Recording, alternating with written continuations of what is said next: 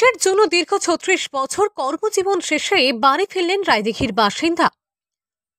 দেশের জন্য ১৯৮৯ সালে জানুয়ারি মাসে আর্মিতে যোগদান দক্ষিণ ২৪ পরগনার রায়দিঘির পশ্চিম জটার বাসিন্দা মানিকচন্দ্র মণ্ডল। আর্মিতে থাকাকালীন রাজস্থান, পাঞ্জাব, হরিয়ানা এবং জম্মু কাশ্মীরেতেও ডিউটি করেছেন তিনি। মিনিটে মিনিটে আতঙ্ক থেকেও দেশকে রক্ষা করে গিয়েছেন তিনি।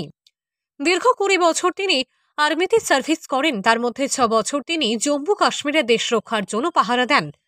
তারপর ২০০৯ সালে আর্মি সার্ভিস ছেড়ে ডিএসপিতে জয়েন্ট করেন, অর্থাৎ ডিফেন্স সিকিউরিটি ক্রপস, যেখানে ভারতীয় সেনাবাহিনীর একটি বিশেষায়িত ইউনিট, অর্থাৎ সেনাবাহিনীর ঘাঁটি, নৌঘাঁটি, বিমান ঘাঁটি এবং সেনাবাহিনীদের আস্ত ঘাঁটির মতো প্রতিরক্ষা স্থাপনগুলিকে রক্ষা করার দায়িত্ব কাঁধে নেন তিনি। তারপর আর্মিতে ২০ বছর এবং ডিএসপিতে ১৬ বছর সার্ভিস করার পরে বাড়ি ফিরলেন মানিকচন্দ্র মণ্ডল। সকাল থেকে ধুমধাম করে ব্যান্ড বাজিয়ে মানিকচন্দ্র মণ্ডলকে মথুরাপুর থেকে গাড়ি নিয়ে ব্যান্ড বাজিয়ে নিয়ে এলেন এলাকার বাসিন্দারা। তাকে ফুলের মালা পরিয়ে সংবর্ধনা জানানো হয় এলাকার বাসিন্দাদের তরফ থেকে। 89 সালে জয়েন করি। টোটাল আমার সার্ভিস হয় 37 বছর।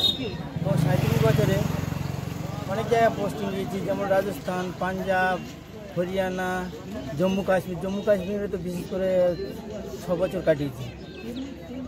আর তারপরে আমি ডিএসসিতে যখন জয়েন করলাম 2009-এ, মানে সেকেন্ড সার্ভিসে, তখনও চলে গেলাম কোথায়, গেলাম ফার্স্ট পোস্টিং বম্বে এয়ারফোর্সে গেলাম।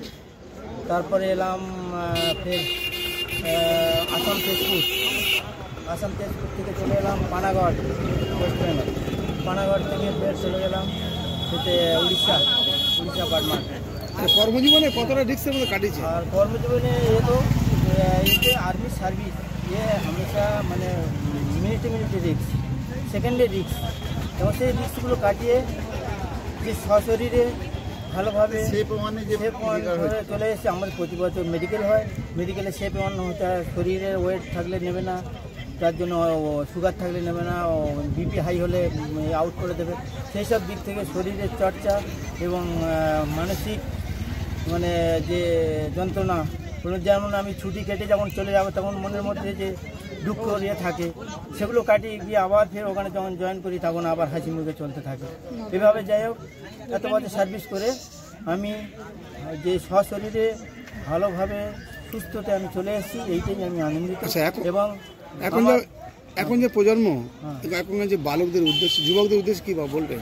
যুবকদের উদ্দেশ্যে আমি বারবার বলেছি এবং বলে আসছি, এরা যদি একটু কষ্ট স্বীকার করে একটা লক্ষ্যের পৌঁছানোর যদি তার জন্য একটু চেষ্টা করে, তাহলে এরা একটা ভালো জায়গা পৌঁছাতে পারে। কিন্তু এরা সেই ভালো জায়গাটা মানসিকতা এদের মধ্যে সেটা নেই যে তারা ভালোভাবে এটা করবে, বা আগের যে মানে একটা লক্ষ্যে থাকবে যে আমি একটা চাকরি, যে কোনো একটা চাকরি জোগাড় করবো, সেই মানসিকতা এদের মধ্যে নেই। অনেকবার আমি বর্তমানে আমার কন্টনি এলাকার মধ্যে আর কেউ নেই।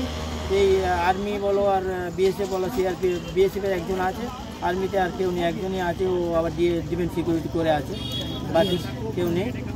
যাই হোক, আমি খুবই আনন্দিত। আমার গ্রামের ছেলেরা যে মথুরাপুর পর্যন্ত গিয়েছিল গাড়ি নিয়ে এসছে, এবং যে সাংবাদিকরা ব্রিজের উপর আমাকে যে আনন্দ বলুন আর সম্মান দিয়েছে, তার জন্য আমি মানে খুবই গর্বিত এবং খুবই আনন্দিত। এর জন্য এইভাবে আমি আর যে যতদিন আমি বাঁচবো, ফৌজকে সালাম করব, জনসাধারণকে সালাম করব, যারা আমাদের আগের যে আমাদের মাস্টারমশাইরা ছিল, যারা আমাদেরকে আগে নিয়ে যাওয়ার মানে চেতনা জুগিয়েছে। আপনার নাম? আমার নাম মানিকচন্দ্র মণ্ডল, পশ্চিম জটা।